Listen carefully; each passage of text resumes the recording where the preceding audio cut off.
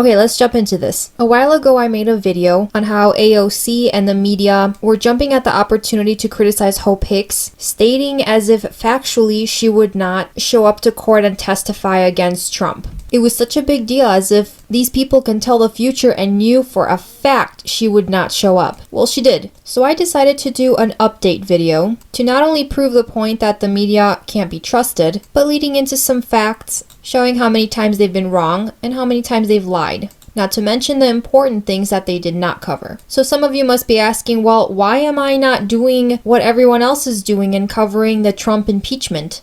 I would think that with such mass hysteria, I would go ahead and do it, right?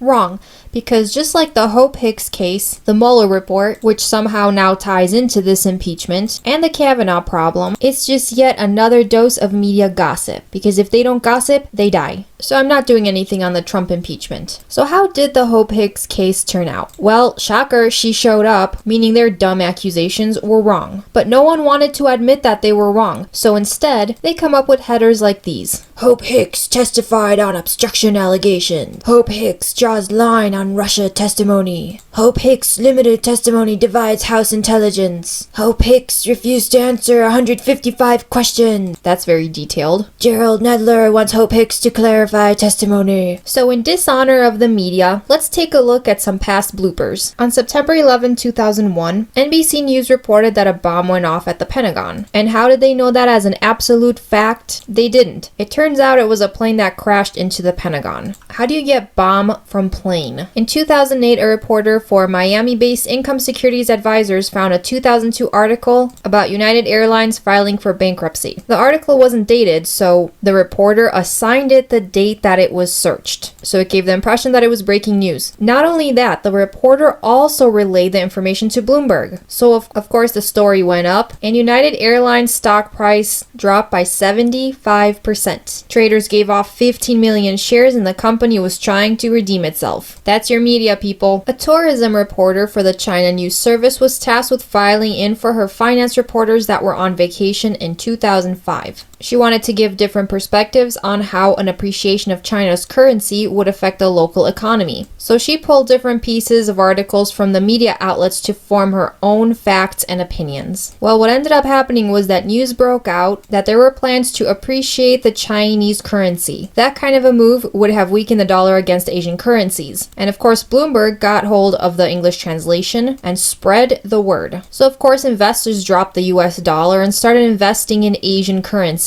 Within minutes, $2 billion exchanged hands. Next one, false accusations. Australian publications The Age and the Sydney Morning Herald downloaded an image of Abu Bakr Alam, age 19, from his Facebook page, assuming he was a dead terrorist. So other media outlets downloaded the picture of the innocent boy and ran it on the front page. Needless to say, that didn't go well. In another instance, a 16-year-old and a 24-year-old sued the New York Post for suggesting that they were the Boston Marathon bombers. All because the media jumped to conclusion for the next juicy story. Here's an average everyday situation. News station KHOU accused the lady Araceli of leaving her two defenseless children to swelter in a car on a day measuring in at 32 degrees Celsius. That's 90 degrees Fahrenheit. All this while she went to get a haircut. So of course the public was angry because this was published, and it got amped up when show host Nancy Grace had a say in this and said that mother was unfit to raise a child, showing only footage of people trying to break the glass door and rescue the trapped kids. Well, here's what really happened. She didn't abandon her kids to go to a salon. She accidentally locked her keys in the car and was desperately begging for help. And the people who filmed this were the people who came to help her. But of course, news media does not check the facts. Now here's a good one. On September 11 of 2009, the U.S. Coast Guard held an unannounced training exercise on the Potomac River. So the Coast Guard communicates over the radio frequency that there was a security threat. However, this was an imaginary security security threat. It wasn't real. It was just training. And by chance, a reporter picked it up. But what's worse is that the Coast Guard forgot to also say that this was part of a training exercise. So who should get a hold of this? None other than CNN. And instead of waiting to get a reply from the Coast Guard, they rolled with the story. Other media outlets got a hold of it, and of course there was panic. But it gets better because then the FBI was dispatched to attack this unknown terrorist. That one deserved a round of applause. Thank your media people. I came across this long but incredible article. I highly recommend you guys read it. It's in the sources. I always have it in the description box. Everything I see and read is for you to see and read as well. So check out the sources. Amazing article, well written. Here we go. It's too long to go through the whole thing, so these are just little things I picked out. It talks about the cover-ups and what goes unreported. So a few months after September 11, the New York Times columnist Paul Krugman argued that a sudden financial collapse of the Enron Corporation represented a greater shock to Americans than the terrorist attacks themselves. So although that was really unnecessary to say such a thing, this case was not covered. So what happened? The entire company was revealed to be an accounting fraud from top to bottom, collapsing into a $63 billion bankruptcy, which was the largest in American history. And in the years that followed, there was a near collapse of the entire financial system, which included Fannie Mae, Freddie Mac, Bear Stearns, Lehman Brothers, Wachovia, and AIG going into bankruptcy. And the remaining banks were fine because of government bailouts. And yet, somehow, the media did not even anticipate this. They didn't talk about it much. They didn't cover this. So what happened? Then there was the case of Bernie Madoff. He's been swindling for 30 years under the noses of financial journalists, and his amount was $65 billion.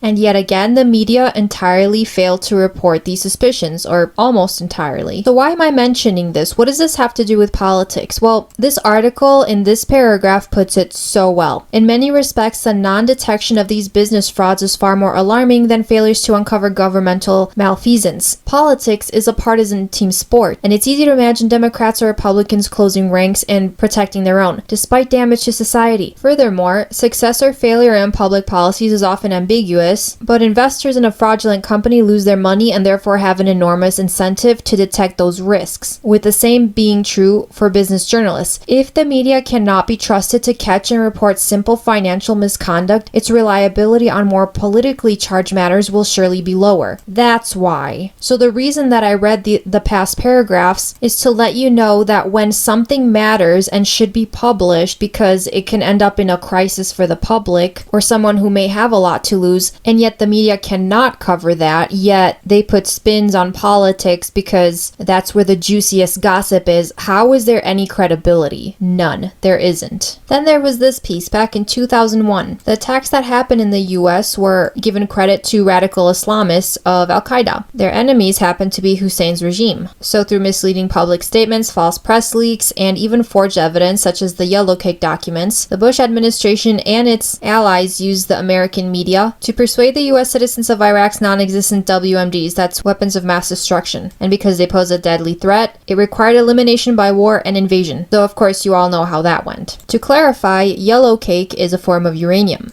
And the Yellow Cake documents came up in the push for the 2003 war with Iraq. Bush, in his State of Union speech, cited evidence that Hussein attempted to buy 500 tons of Yellow Cake uranium from Africa. But the United Nations International Atomic Energy Agency looked at the evidence and stated that it was forged, and a year earlier the CIA found the evidence to be unreliable. So of course, doing what I do, I looked into that and came across this article, Bush Didn't Lie by DeRoy Murdoch. This writer says, new media accounts, including coverage by NRO's Patrick Brennan, confirm what I repeatedly have written since the depths of Operation Iraqi Freedom. The late dictator Hussein did have weapons of mass destruction, and the US was correct to invade Iraq. But what am I to do but click on the links provided in this paragraph and find out for myself? And in the first article, this is what came up. Pentagon withheld information about decades-old chemical weapons during Iraq War, report claims. I looked through this article and it had nothing to do with Hussein actually tying weapons of mass destruction to the US. If you read it carefully,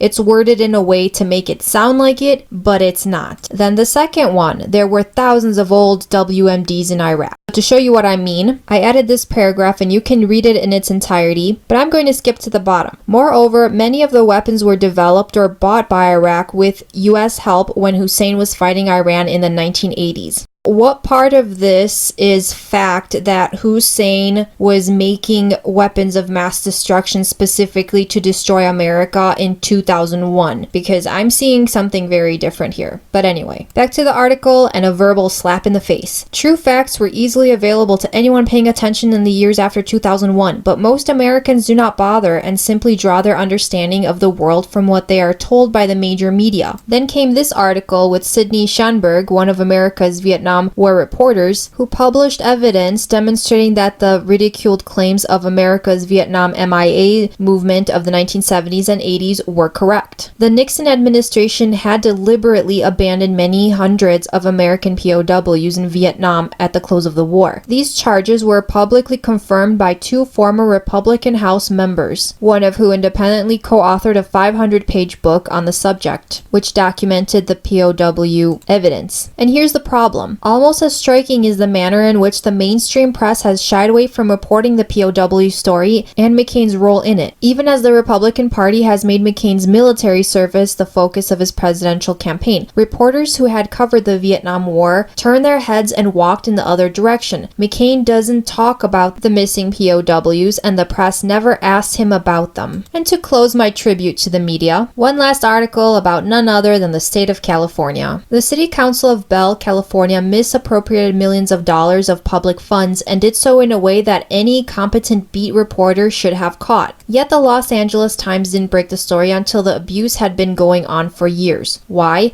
The problem wasn't incompetent reporters. It was the fact that the LA Times had no beat reporter dedicated to the city, had closed the bureau that uses direct coverage in that part of LA County, and had lost institutional knowledge of the area in the course of layoffs over the years. So once the LA Times reporters found the time to look into Bell, they quickly exposed the corruption. But had a reporter been assigned full-time to Bell, the city council might have felt scrutinized enough that they would never risk what they did. But here's the even bigger problem. At the end of this paragraph, despite having no watchdog besides newspapers to keep an eye on most municipal officials, Southern Californians don't support newspapers enough for them to fulfill their oversight function. Well, that's because they have the ever-dependable Twitter and Facebook, and at times Instagram, and whatever Snapchat is. And is Vine even a thing anymore? If you like this video, subscribe to my channel and check out my other videos. Make sure your notification bell is turned on so you can get updates for new videos and answers to your comments. Educate yourself!